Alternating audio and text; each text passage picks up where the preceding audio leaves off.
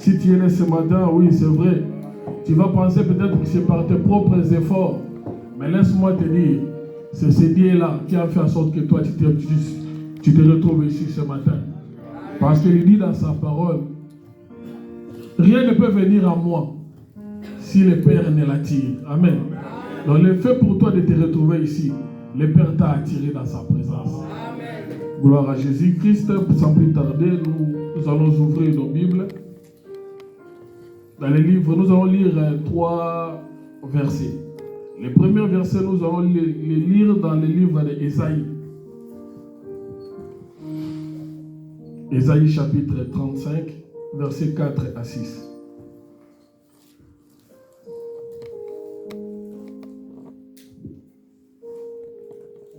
Ésaïe chapitre 35, versets 4 à 6, nous lisons la parole du Seigneur. Amen. Dites à ceux qui ont le cœur battant, fortifiez-vous, n'ayez pas peur. Voici votre Dieu, elle viendra la vengeance, la rémunération de Dieu, il viendra lui-même pour vous sauver. Verset 5, alors les yeux des aveugles seront ouverts, et les oreilles des sourds seront débouchées. Verset 6, alors les boiteux sautera comme un cerf, et la langue du milieu énoncera des cris de joie. Oui, et l'eau jaillira dans le désert, et des ruisseaux dans les plaines arides. La terre brûlante deviendra un étang, et la terre aride se changera en source d'eau. Amen. Ça, c'est le premier verset. J'aimerais que nous puissions retenir juste un détail dans ce verset où nous venons de lire. La Bible dit, dites à ceux qui ont le cœur, dans ma version, la version Louis II, dites à ceux qui ont le cœur troublé, prenez courage, ne craignez point. Voici votre Dieu. Amen. Votre Dieu, la vengeance viendra, la rétribution. Il viendra lui-même. Alléluia. La Bible parle de Dieu créateur là-bas. La Bible parle de l'éternel. La Bible dit, il viendra comment? Lui-même. Alléluia. C'est lui-même qui va venir. Et nous lisons les livres des gens. Retenez ce dont nous venons de lire là-bas. Et il y avait une promesse parce que ça, c'était une prophétie qui ne s'était pas encore réalisée. Il dit non seulement il viendra lui-même, mais il rajoute pour dire que alors s'ouvriront les yeux des aveugles, s'ouvriront les oreilles des sourds, et le boiteux sautera comme un cerf, lorsque Dieu sera arrivé. Amen. C'est ça les promesses. C'était le signe qu'il avait donné. Donc les yeux des aveugles s'ouvriront, les boiteux marcheront, les paralytiques et tout, et les sourds entendront. C'était ça qu'il avait donné comme signe à la prophétie d'Ésaïe. Alléluia. Amen. Nous lisons le livre de Jean, chapitre 10.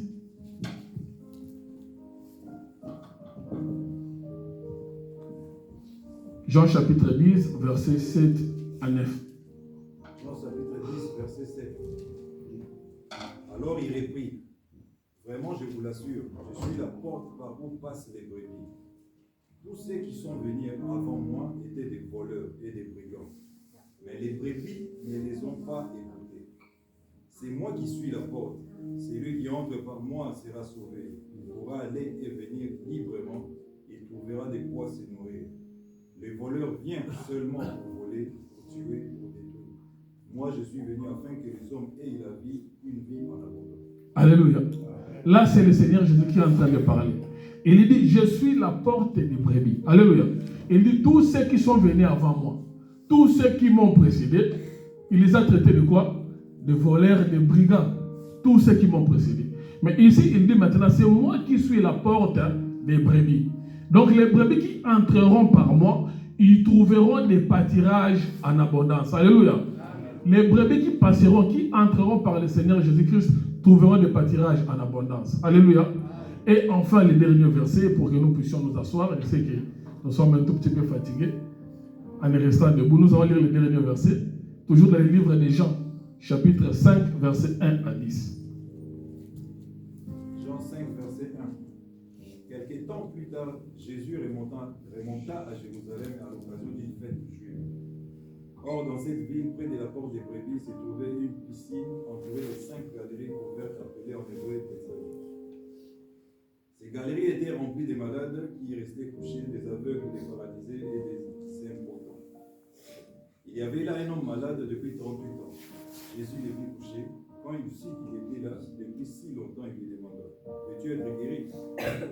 Maître, répondit le malade, je n'ai personne pour me plonger dans la piscine, car l'eau commence à bouillonner, le temps que je me traîne là-bas, un autre y arrive avant moi.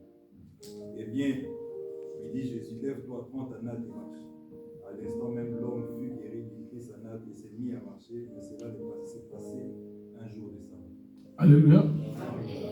Nous pouvons nous rasseoir, qui dit ajouter l'explication à sa parole. Les derniers versets sera notre verset de base. Les derniers textes sera notre texte de base. Là où on parle du paralytique qui s'est retrouvé devant la piscine de Bethesda. Amen. C'est là où nous allons nous baser. Et si nous avons bien dit, nous allons remarquer ici qu'on parle d'un homme, oui. La Bible dit après cela. Après cela. J'aime comment est-ce qu'on a introduit les versets en question, l'histoire, les textes en question. La Bible dit après cela. Je voudrais, avant de pouvoir approfondir, dire que dans les choses de Dieu, il y a toujours un après. Amen. Quelle que soit la situation que tu es en train de traverser, j'aimerais dire à quelqu'un, il y aura un après cela. Il y aura un après cela dans la situation que tu es en train de traverser, bien aimé. La Bible dit, les ténèbres ne régneront pas toujours. Tu sais combien de fois où tu as eu à voir la main de Dieu dans ta vie, dans des choses auxquelles tu as eu à vivre par le passé. Amen. J'aimerais te dire que la situation que tu traverses maintenant, il y aura aussi un après cela, comme il y a eu des après cela précédents dans les histoires de ta vie. Alléluia. Il y a toujours un après cela. Il n'y a rien qui demeure. Alléluia. Les ténèbres ne régneront pas toujours. Tout ce que tu peux vivre aujourd'hui, sache-le, il y aura toujours un après cela. Et lorsque tu parleras d'un après cela, tu commenceras à les relater comme une histoire. Alléluia. Ce sera maintenant pour toi comme un témoignage. Tu seras maintenant là pour pouvoir parler de cette expérience-là, pour édifier les personnes qui seront dans la même situation que toi, où tu te trouves maintenant. Alléluia. Ici, la Bible nous parle d'un paralytique. La Bible dit, à Jérusalem, après cela, il y avait une fête, la fête des Juifs. Jésus monta à Jérusalem. Et à Jérusalem, près de la porte des brebis. Alléluia. La Bible dit, il monta à Jérusalem près de la porte des brebis. Le thème que nous allons développer ce matin, c'est « Veux-tu être guéri ?» Je n'avais pas donné le thème, excusez-moi. « Veux-tu être guéri ?» Parce que c'est une question que le Seigneur a posée au paralytique dans le verset 5e. Et il dit « Veux-tu être guéri ?» Il a posé la question au paralytique, à ces malades-là. Alors la Bible dit, près de la porte des brebis, il y a une piscine qui s'appelle en hébreu Bethesda. Et qui avait 5 portiques. Et sous ces portiques étaient couchés un grand nombre de malades, des aveugles, des boiteux, des paralytiques qui attendaient le mouvement de l'eau. La piscine de Bethesda, ici, c'était une piscine qui était à l'écart de Jérusalem. Parce que quand vous arrivez à Jérusalem, Jérusalem était clôturée. Il y avait une muraille qui clôturait Jérusalem. Alléluia.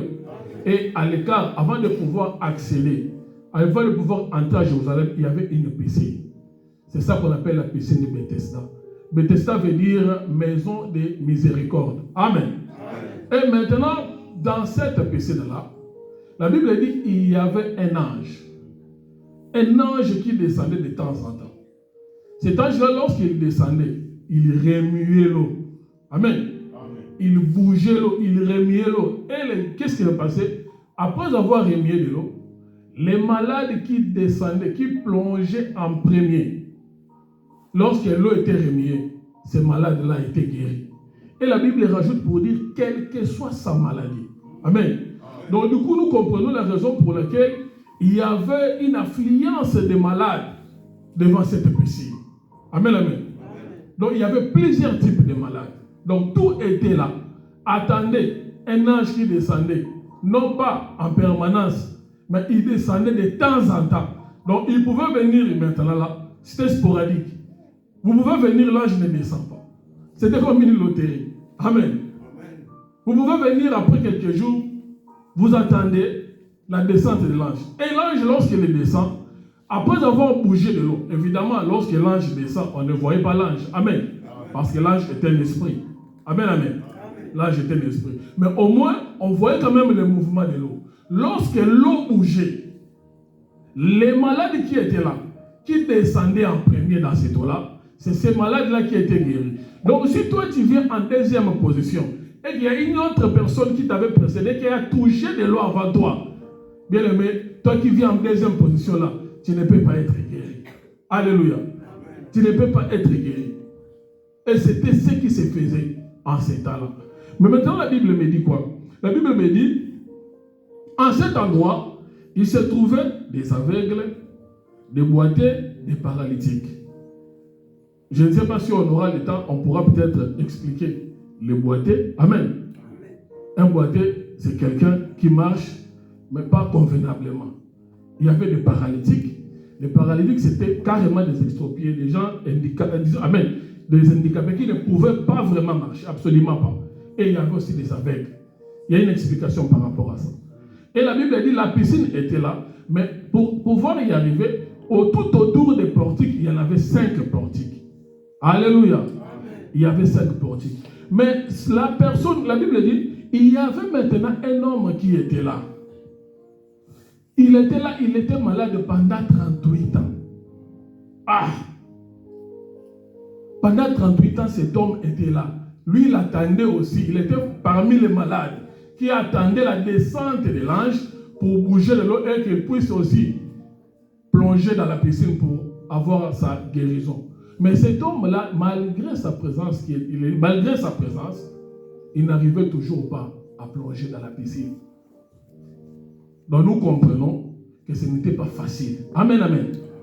Ce n'était pas facile. Imaginez une piscine qui est là, qui est gratuite. Donc toute personne qui peut plonger et tout. Donc du coup, nous comprenons directement comment est-ce que les malades s'agglutinaient, les malades s'assemblaient autour de cette piscine-là pour attendre le mouvement de l'eau. Et tous ces malades ici n'avaient pas droit d'entrer au temple. Amen. Parce que la Bible dit, les boiteux, les aveugles, tous ceux qui avaient des handicaps ne pouvaient pas entrer au temple. David avait interdit cela. C'est pourquoi tous ces hommes-là, tous ces handicapés se retrouvaient à l'extérieur. Donc la personne qui entrait dans la piscine et qui guérissait, c'est cet homme-là maintenant qui avait le droit d'entrer où ça? Au temple. Amen, amen. Donc il ne pouvait pas accéder. L'entrée au temple leur était interdit. Ah! Et la Bible dit c'était un jour de fête. Donc nous comprenons que s'agissant des jours de fête, ces hommes ici, ces malades ici, ne pouvaient pas participer à la réjouissance. Donc c'était des gens qui étaient mis à l'écart. C'était des gens qui étaient bannis de la société. Raison pour laquelle même la piscine se retrouvait à l'extérieur. Amen. À l'entrée. Or la vie des Juifs, nous le savons, tournait toujours autour du temple. Amen, amen.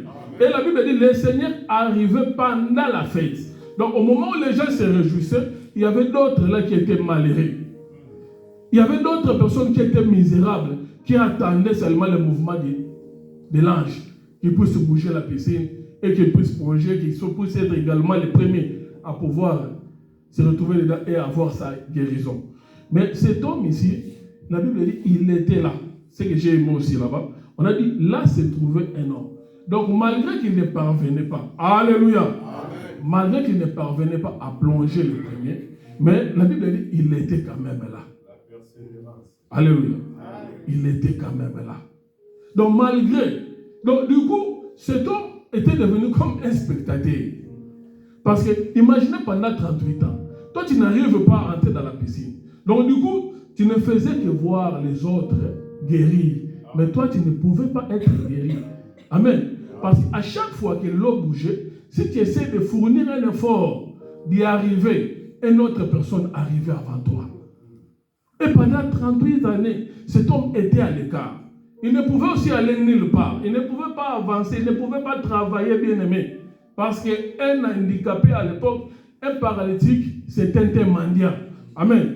C'est pourquoi de l'autre côté, on a parlé aussi de Bartimée, qui était aveugle. Et il faisait quoi? Il mendiait. Donc il ne peut pas rien faire.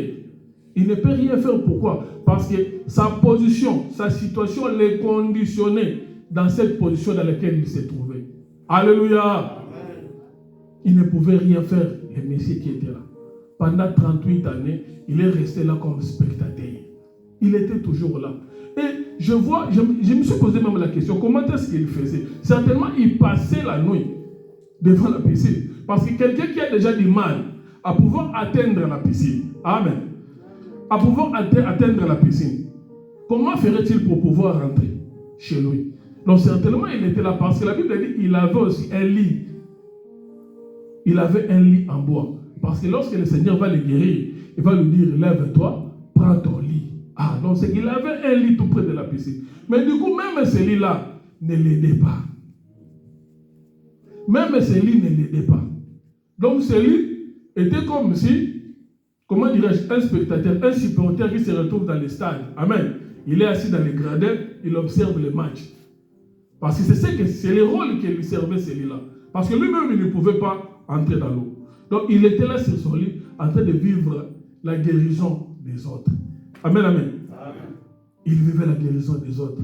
Il y avait d'autres personnes qui arrivaient après lui. Amen. Amen. Mais qui partaient guéris. Quel désespoir, bien-aimé. Quel désespoir. Je voudrais que vous puissiez vous représenter cela en vous. Donc tu es dans un endroit pendant 38 ans, une personne qui vient après toi. Mais le fait pour lui qu'il ait seulement un peu de force, qu'il soit seulement dynamique, qu'il entre en premier dans la piscine. Cette personne qui est venue après toi, il ressort guéri.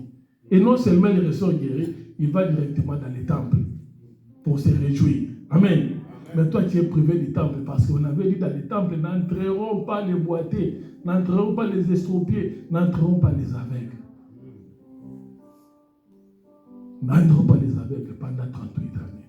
Il était là en spectateur. D'autres amenaient même des gens. Les membres de la famille, ils amenaient des gens. Parce que lorsque le Seigneur Jésus va lui poser la question, il va dire au Seigneur, il dit, moi je suis là, je n'ai personne pour me jeter dans l'eau. Donc nous comprenons qu'il y avait aussi des gens qui aidaient des malades, amen, à pouvoir plonger dans l'eau. Je me demande qu'il n'y avait pas vraiment de la pitié, de la miséricorde. Parce que comment expliquer une personne a fait 38 années? Vous ne pouvez même pas faire en sorte de pouvoir l'aider, qu'il puisse d'abord trouver sa guérison. Non, c'était chacun pour soi. Donc nous comprenons aussi que cet homme n'avait pas de famille. Alléluia. Et il n'avait personne sur qui se confier. Parce que s'il y avait quelqu'un, certainement cette personne-là l'aurait aidé à les jeter dans la piscine. Amen, amen. C'est comme aujourd'hui, on peut parler aussi de toi. On peut parler de moi, bien-aimé. La situation dans laquelle nous nous trouvons. Si nous n'avons pas Dieu, ce sera compliqué pour nous. Ce sera compliqué comme cet homme. Mais ce qui est intéressant ici, c'est quoi? La Bible dit il y a un homme qui est arrivé. Amen, amen. Il y a un homme qui est arrivé.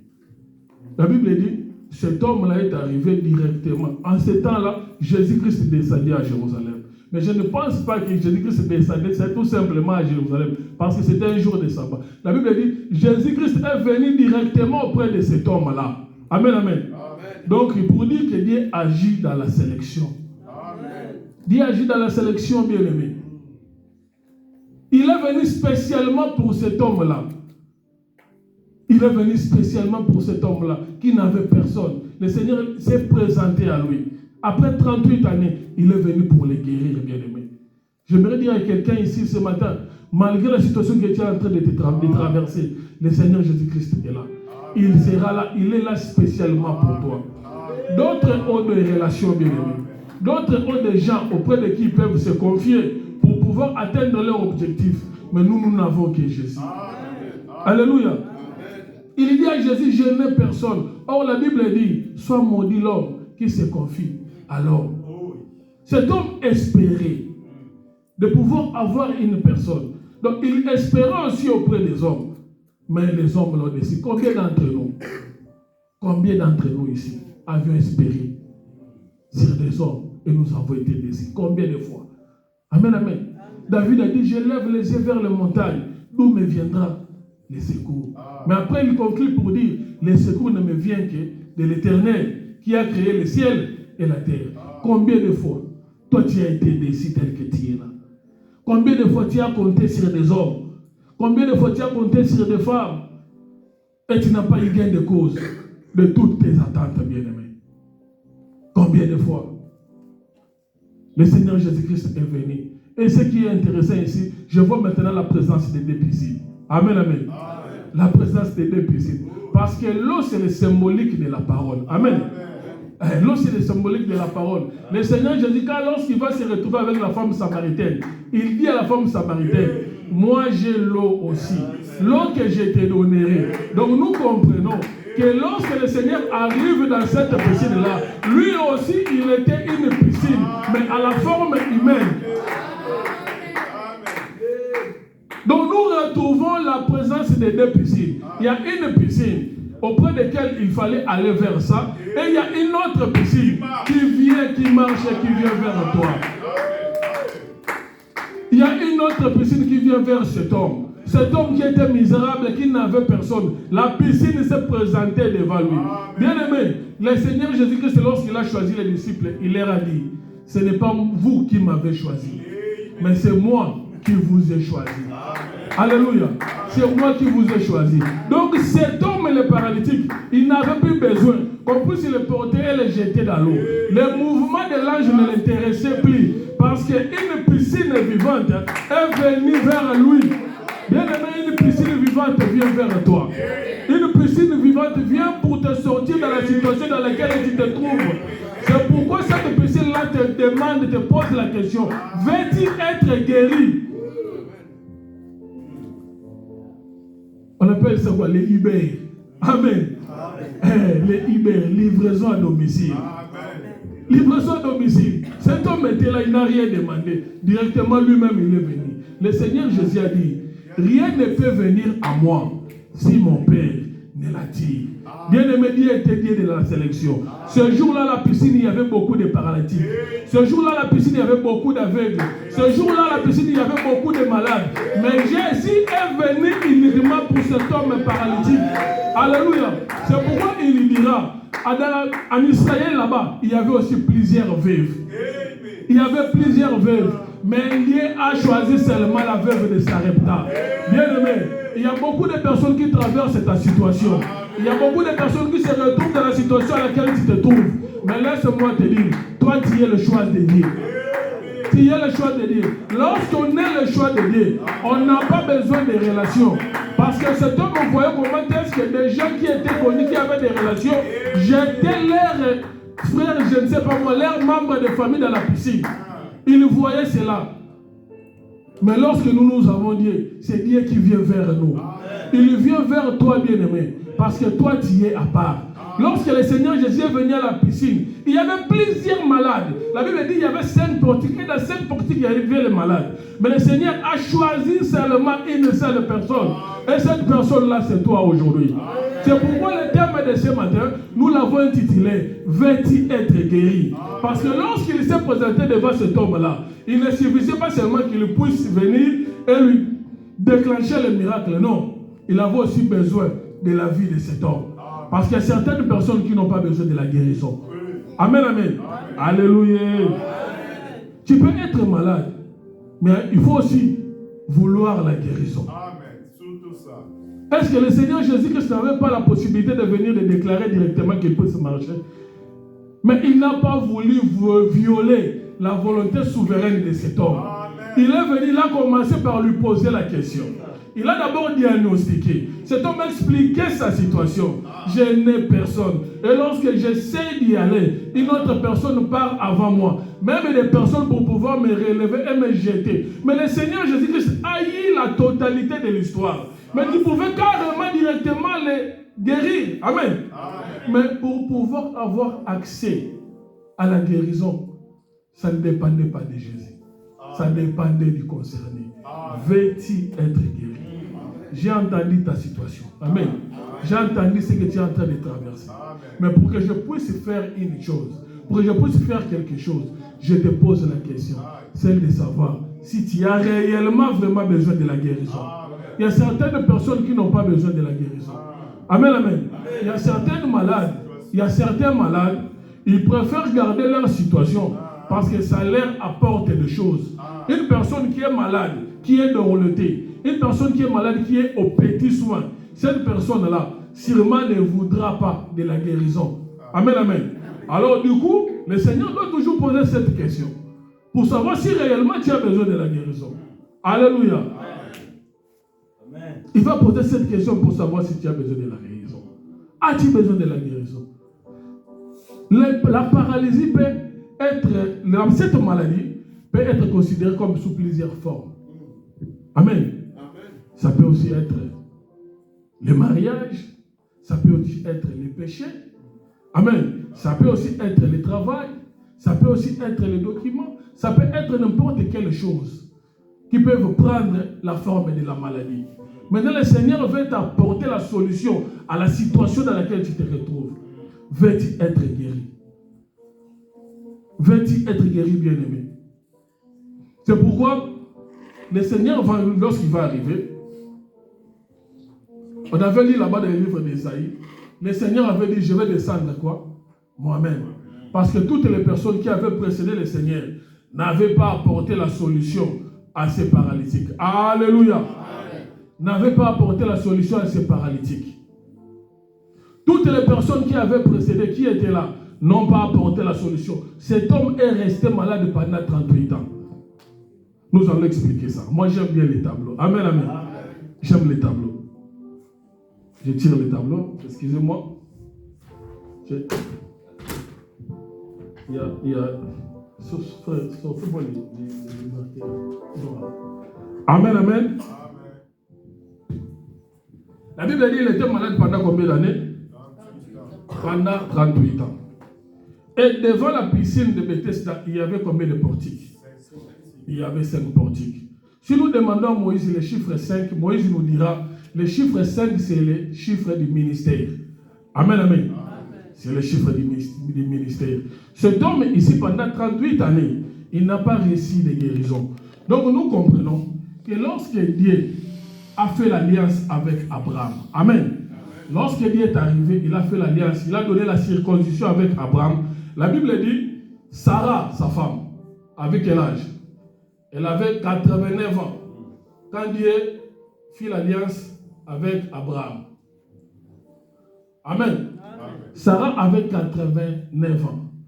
Et après 89 ans, Sarah va mourir à 127 ans. Vous pouvez voir ça dans les livres de Genèse, chapitre 23, verset 1er. La Bible dit Sarah mourit à l'âge de 127 ans. Quelqu'un peut m'aider à faire le calcul. Si nous prenons 127 moins 89, ça donnera quoi? 38. Alléluia. Ça donne combien? 38 ans.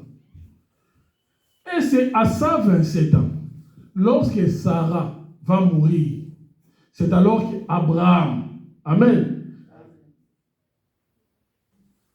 La Bible dit Abraham est devenu vieux, il va léguer tous ses biens à son fils Isaac. Quelqu'un peut lire ça rapidement. Genèse chapitre 25, verset 5. Genèse chapitre 25, verset 5. Suivez très bien. C'est ça l'enseignement, bien aimé. La Bible dit garde l'enseignement parce que c'est l'enseignement qui te sauvera. Amen. On peut exhorter, on peut faire les sensationnels, on peut agiter, mais c'est l'enseignement qui va te sauver. Je lis au nom du Seigneur. 25 chapitre 5. Genèse chapitre 25, verset 5. Abraham donna tous ses biens à Isaac. Amen, amen. Donc nous comprenons, après 27 ans, il y a maintenant Isaac qui va intervenir. Alléluia. Amen. Isaac intervient après la mort d'Abraham. Et la Bible dit la mort de Sarah. La Bible dit Abraham, il donna tous ses biens à Isaac. Isaac qui est le fils. Alléluia. Amen. Donc nous comprenons qu'Abraham qui est le père, Isaac qui est le fils, c'est lui Jésus. Amen, amen. Isaac c'est Jésus. Donc cet homme ici, qui s'est retrouvé ici pendant 38 années, il n'avait pas été guéri. Donc nous comprenons que pendant tout ce temps-là, c'est le temps du Père c'est le temps de la loi. Est-ce que quelqu'un a compris? Quelqu'un a compris? Pendant tout ce temps, c'était le Père qui régnait. Amen, amen. Parce que le Fils a intervenu après. Le Fils est intervenu après la mort de la mère à 127 ans. Amen, amen. Donc nous comprenons que les 38 années de cet homme-là, c'était ça le temps de la loi. Donc la loi ne pouvait pas le guérir. Amen, amen. La loi ne pouvait pas apporter la solution à cet homme. C'est pourquoi cet homme, il est resté dans cette condition-là pendant combien d'années? Pendant 38 ans. Amen, amen.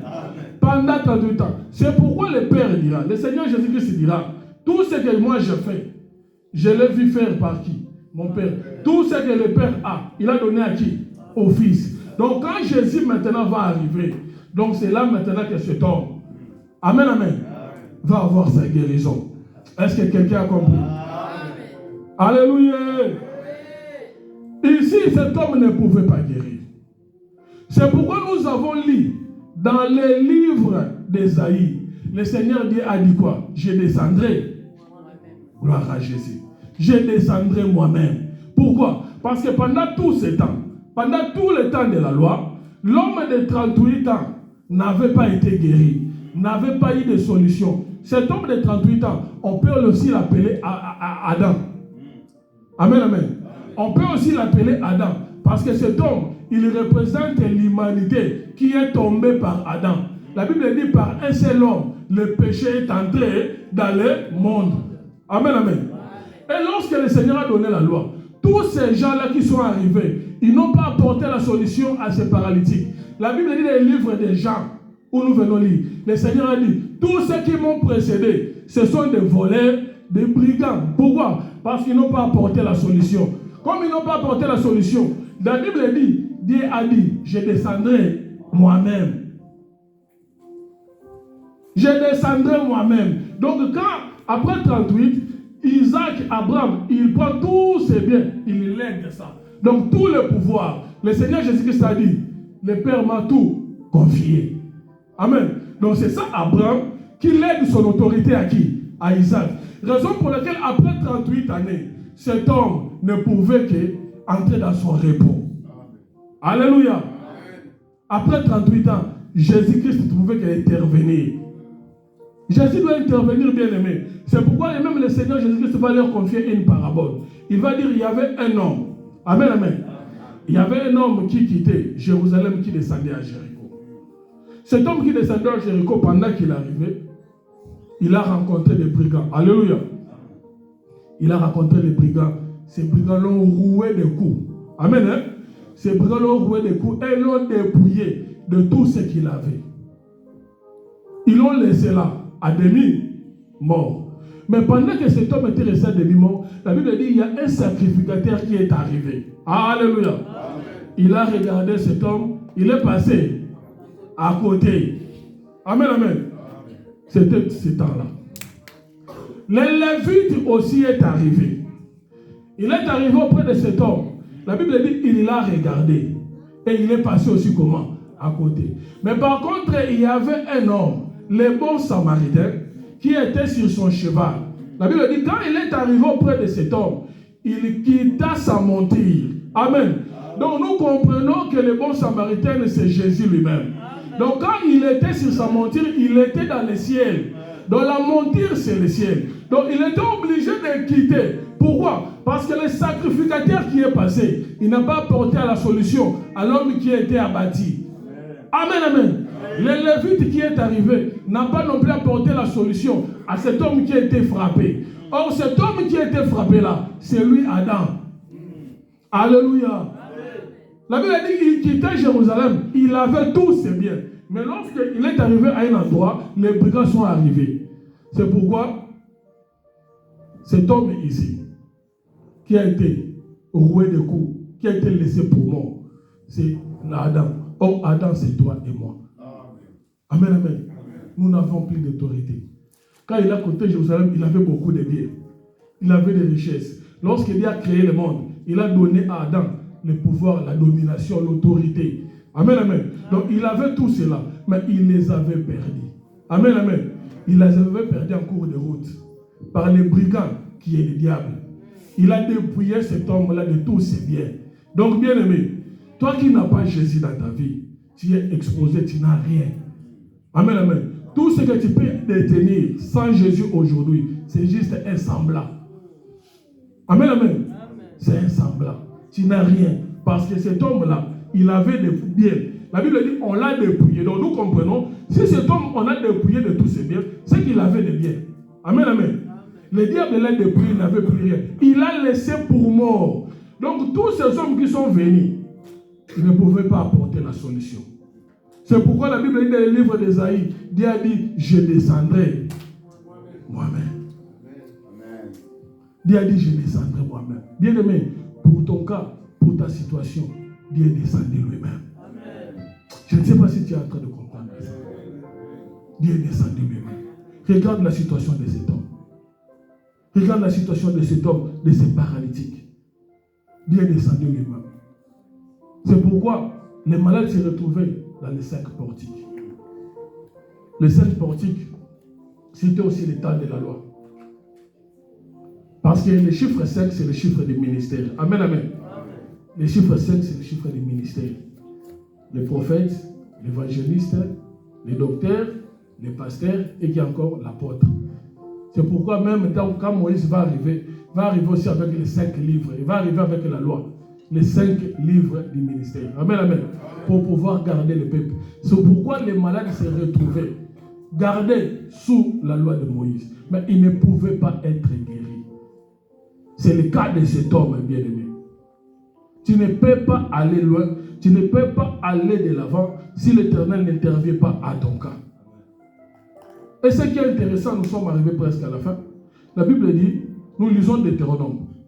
Deutéronome chapitre 2, versets 13 à 18.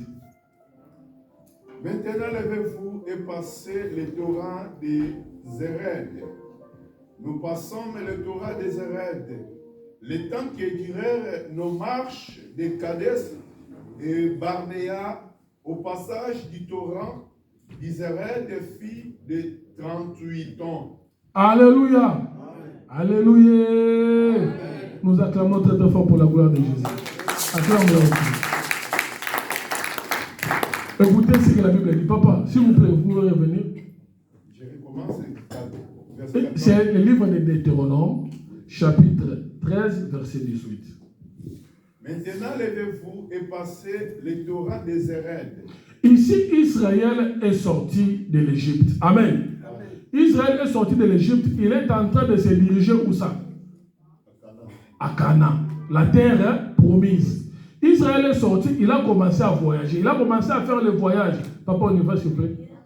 Et nous passons le torrent des Zéred. Le temps que durèrent nos marches de Kadès et Barnéa au passage du torrent, des Zéred des filles de 38 ans. Amen, amen. Vous avez vu notre 38 là-bas. Le temps que Israël, suivez-moi très bien, le temps que Israël a fait dans le désert, amen, quand ils ont quitté cet endroit pour atteindre Canaan, filles de 38 ans. Mais maintenant, cherchez à comprendre pourquoi ils ont fait 38 ans. Écoutez maintenant. Jusqu'à ce que toute la génération de l'homme de guerre ait disparu du milieu du camp. Comme l'Éternel leur avait juré. Vous avez entendu? Ils ont fait 38 ans. Pourquoi? Parce que l'Éternel voulait faire disparaître les hommes de combat. Il faut suivre, très bien. La main de l'Éternel fut aussi sur eux pour les détruire au milieu du camp jusqu'à ce qu'il ait disparu. Alléluia. Amen. La main de l'Éternel était sur Israël. Amen. Pour faire disparaître tous les hommes de combat qui étaient en Israël jusqu'à ce qu'ils aient disparu. Papa, c'est tout, hein? Lorsque tous les hommes de guerre aient disparu par la mort du milieu du peuple, l'Éternel me parla et dit: tu passeras aujourd'hui la frontière de Moab. Ah, vous avez vu? Alléluia. Donc, Dieu, avant de pouvoir faire entrer Israël dans la terre promise, il a d'abord commencé par faire disparaître tous les hommes de guerre qui se retrouvaient dans Israël. Amen. Et pendant tout ce temps-là, la Bible dit ça fait pratiquement combien d'années?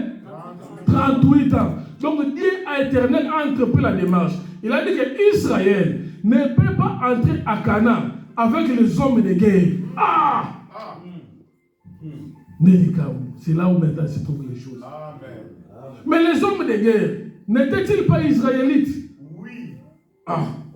Mais pourquoi tu veux encore les exterminer? Parce que tu les avais sortis de l'Égypte. Amen. Amen. Il a dit pour qu'ils puissent atteindre Canaan, les hommes de guerre ne doivent pas se retrouver parmi eux. Pourquoi? Parce que s'ils atteignaient Canaan avec les hommes de guerre, ça allait s'attirer à eux, c'est de la gloire. Amen. Dieu n'intervient pas dans la force, Dieu intervient dans la faiblesse.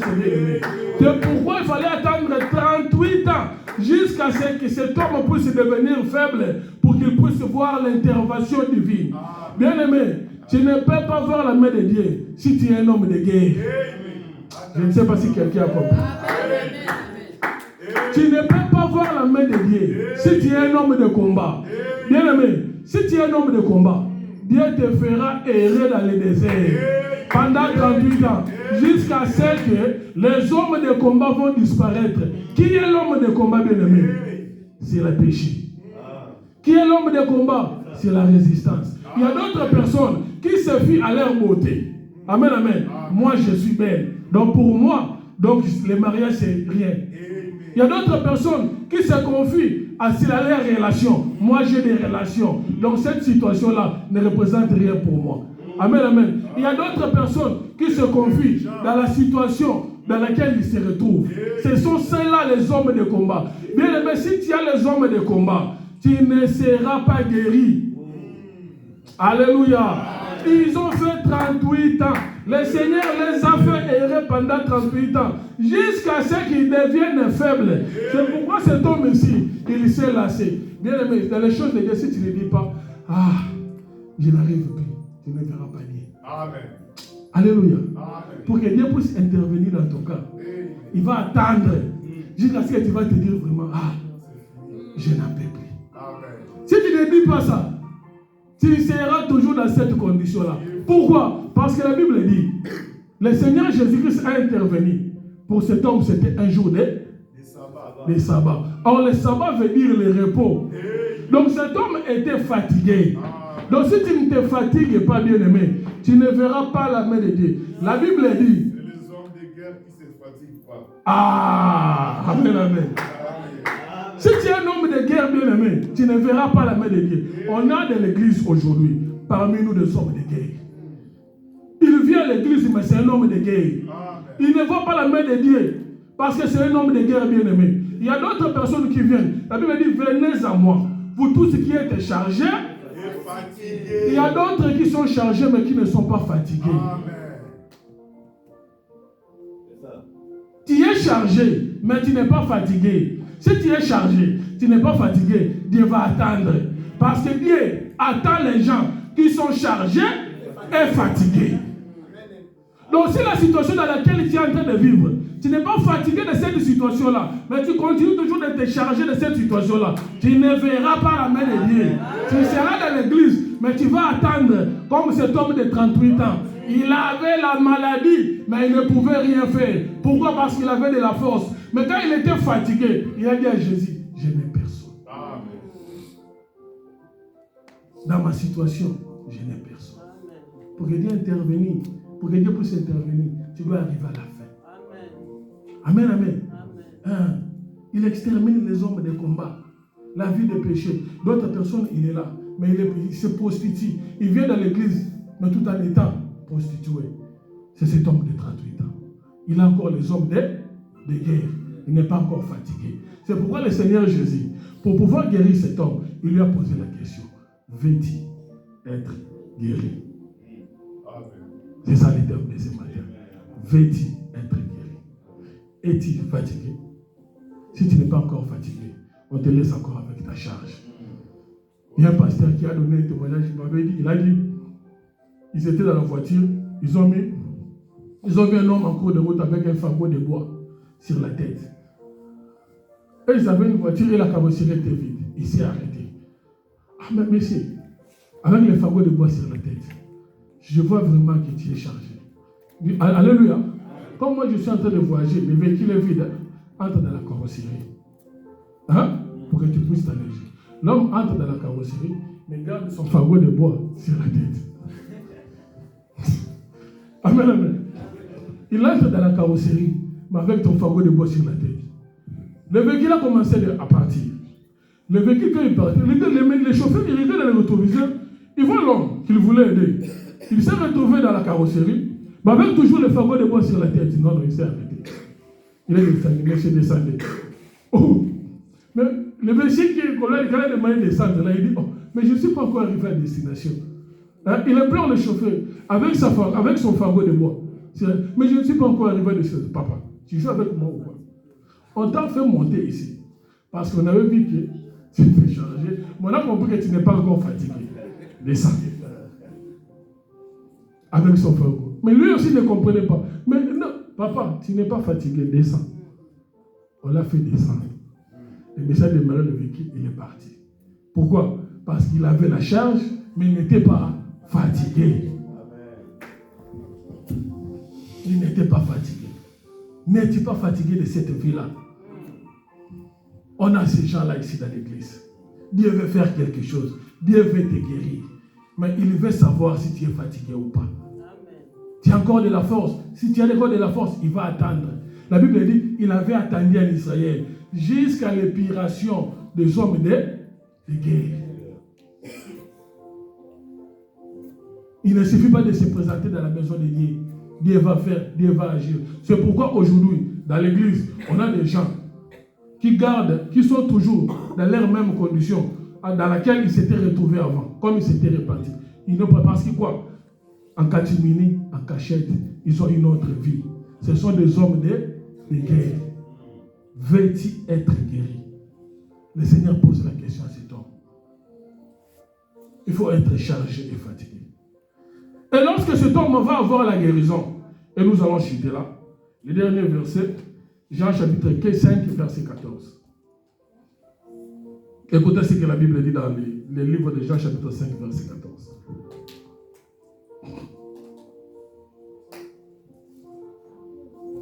Jean chapitre 5, verset 14. Je lis au nom de Jésus-Christ. Amen. Depuis, Jésus le trouva dans le temple. Alléluia. Alléluia. Nous en avons d'abord pour la gloire de Jésus. Attends là aussi. Je vais te voir après. Attends pour le roi de roi. Nous sommes ensemble avec papa. Papa. Depuis, Jésus le trouva dans le temple. Jésus, après avoir guéri cet homme, amen. Il le trouva où? On va d'abord commencer. Nous commençons d'abord par rendre gloire à Jésus. Parce que cet homme qui était privé du temple, amen, quand il a eu la guérison, il s'est retrouvé où ça? Dans le temple. Donc cet homme qui ne se retrouvait pas dans la fête, amen, amen, quand il a eu la guérison, il s'est retrouvé où ça? Dans la fête. Parce que dans la fête, dans le temple, il y avait quoi? Il y avait la fête. Parce que Jésus est arrivé pendant la fête. C'est ça, non?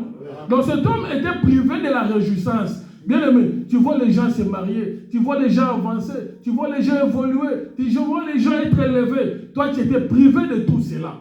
C'est pourquoi cet homme, là où il était, il admirait seulement les guérisons des autres. Là où il s'est retrouvé, il voyait seulement les gens exceller dans leurs activités. Il voyait seulement les gens exceller dans leur travail. Lui, il ne pouvait pas s'épanouir. Amen. Donc c'est ça la fête. Parce qu'une personne qui est guérie, il fête. Une personne qui a une promotion, qui a été élevée, il fait la fête. Lui, il était privé de tout cela. Mais lorsqu'il a eu sa guérison, il s'est retrouvé aussi dans la réjouissance avec les autres. Mais écoute maintenant ce que Jésus va dire. Et lui dit, voici tu as été guéri. Voici tu as été guéri. Ne pêche plus. De peur qu'il t'arrive quelque chose de pire.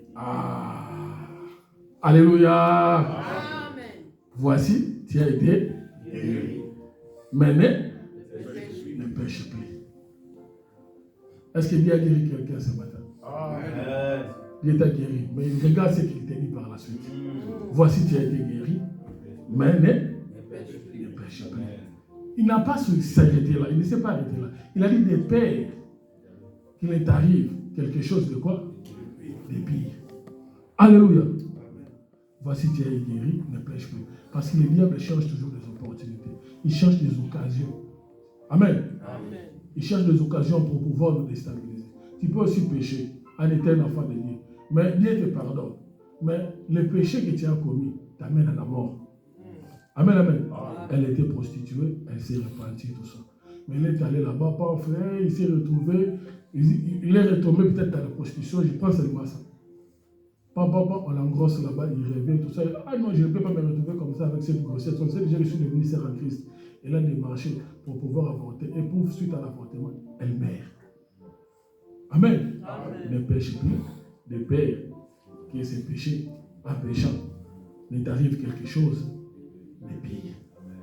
Alléluia. Va et ne pêche plus. Lève-toi là où tu es, nous allons prier.